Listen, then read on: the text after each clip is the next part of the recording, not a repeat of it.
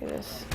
Now at 4:30 on WKYT this morning, some concern in a central Kentucky neighborhood right now. Police say a man was shot near a busy street.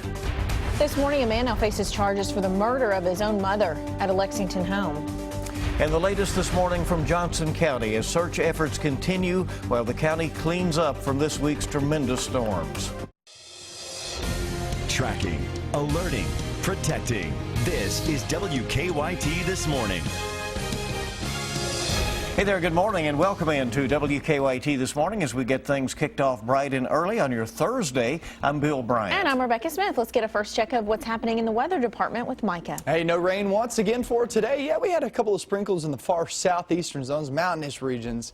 Is that boundary still trying to push on out of here, but for the most part, we're going to stay dry again. There's First Alert Defender live radar. Here are current temperatures sitting there in the 60s, a little bit warmer than yesterday morning.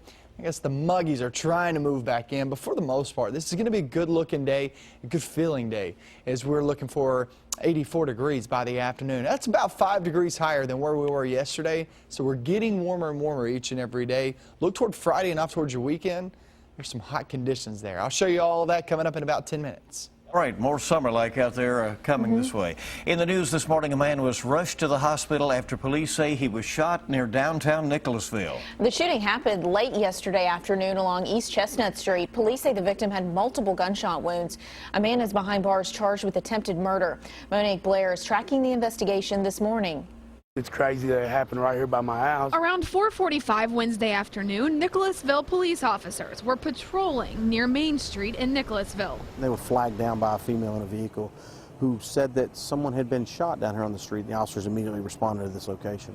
When police got to the scene, they found one man suffering from at least 3 gunshot wounds. Officer Kevin Grimes says the victim was able to give police some information about the shooting before he was transported to UK Hospital. The victim was conscious at the time. He did say that it wasn't a drive-by, that it was somebody out in the street that shot him. Around 9 o'clock Wednesday night, Nicholasville police arrested 23-year-old Carlos Taylor at police headquarters. He is charged with attempted murder and possession of a handgun by a convicted felon.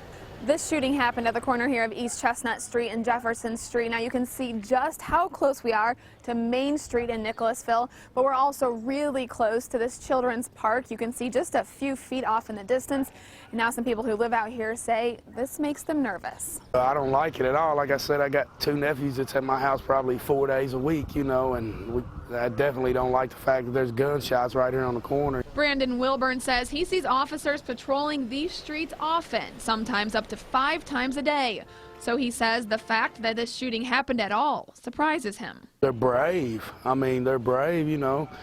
It takes a brave person to open fire on somebody right here out in the open daylight. In Nicholasville, Monique Blair, WKYT. At last check, police have not released the victim's condition. The victim's family tells WKYT that he is expected to recover. Lexington police have named the suspect in the city's latest murder. Police say they will be charging 36-year-old Jack J.T. Clemens with murder, evidence tampering, and fraudulent use of a credit card. We've learned that he is the victim's son. Police now have warrants out for his arrest. Investigators say family members found the victim, 64-year-old Shirley Clemens, dead on Tuesday night in her home on River Park Circle. Neighbors say she will be missed. She was so nice and kind. She was real easy to talk to. She'd always holler at you know, like a good neighbor. Police say Clemens' family had not heard from her in more than a day before they found her dead. The coroner says she died of asphyxiation. New this morning, Lexington police say 2 men were robbed at knife point overnight. It happened around 2:30 in the morning in a parking lot on American Avenue. Officers say 2 men were approached by a suspect demanding cash. Police say that suspect held a knife to a man's stomach and his friend came to his defense. Then the suspect cut that man in the arm and cut another victim in the stomach. The suspect took off with cash. The victims were treated on scene. They're expected to be okay. Search crews found the body of a third victim of flooding in Johnson County. The coroner says 22-year-old Richard Blair was found dead in debris yesterday afternoon, not far from the mobile home where he lived in the Flat Gap community. Investigators say 74-year-old Willa Pennington and 65-year-old Herman May also died in Monday's flash flooding. Police say one man is still confirmed to be missing and 4 other people are unaccounted for this morning. Yesterday, Lieutenant Governor Crit Llewellyn and other state leaders toured the devastation. To actually see such a long corridor of devastation that stretches about 7 miles, and the force of that water took out power lines, took out homes, took out trees. Governor Steve Beshear was out of state and could not attend yesterday's tour. State leaders say FEMA will be in Johnson County by Monday to help with federal assistance. WKYT's Garrett Weimer talked to some people in Johnson County who are doing what they can to help the flood victims. In a place like this, everyone feels each other's pain. And that's one good thing about a small community. You know you can count on each other in hard times. Inside this Paintsville cafe, their thoughts aren't far from their neighbors, just a few miles away in Flat Gap. That's because even those spared the brunt of the storm still feel it. Everybody knows someone along the line, and they're related or good friends. They've seen the devastation, the damage, the heartbreaking search for the missing, the painful discovery of those killed. They know them.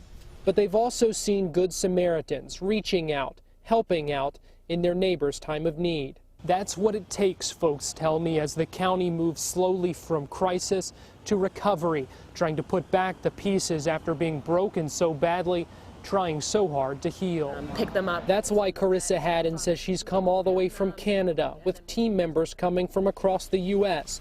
They'll be combing the area, trying to reunite those who lost their pets in the aftermath of the storm. These people have already lost everything, their homes, their possessions, everything that's a value to them, and then they have their animal. And if it was me and so many other people, all they want is to have their, their fur baby back at the end of the day. In ways like that and countless others, folks here are now pitching in to help each other out. The community is like a family. They come together, they're there when you need them, and you can always count on them. In Johnson County, Garrett Weimer, WKYT. And Haddon says they already have leads for some horses and dogs, and they are still looking into those. Later this morning, they'll be doing that. Well, WKYT and the American Red Cross are joining forces to show victims of this week's flooding that Kentucky cares. Tomorrow will be a day of giving. Red Cross volunteers will take donations over the phone from noon until 6:30 p.m. It's our way to help those who've lost their homes or were impacted by the devastating floods. An organization turned an open house for its new Lexington office into a way to help the Johnson County flood victims. Americans for Prosperity Kentucky now has an office on Corporate Drive off Harrodsburg Road. Last night, staff and volunteers collected donations of baby food, personal hygiene items, cleaning supplies, and some other items that are badly needed in Johnson County. And they say that they wanted to do something to help. Johnson County is an area that's sometimes overlooked by populations in Louisville and Lexington, and it's been horribly hit by the flooding, much more so than any other area in the state. The organization plans to take the donations they collected to Johnson Central High School later today. Many people in eastern Kentucky still have a lot of cleaning up to do because of flooding this week. In Menifee County, both Menifee Elementary and the middle school were flooded. Workers say 4 inches of water covered all the classrooms and the gym. All of the carpets in the school will have to be replaced now. For teachers, the water was a difficult sight to see. I'm just a little upset coming into my classroom after many years of teaching and to see it like this, all because of the water. It's very hard.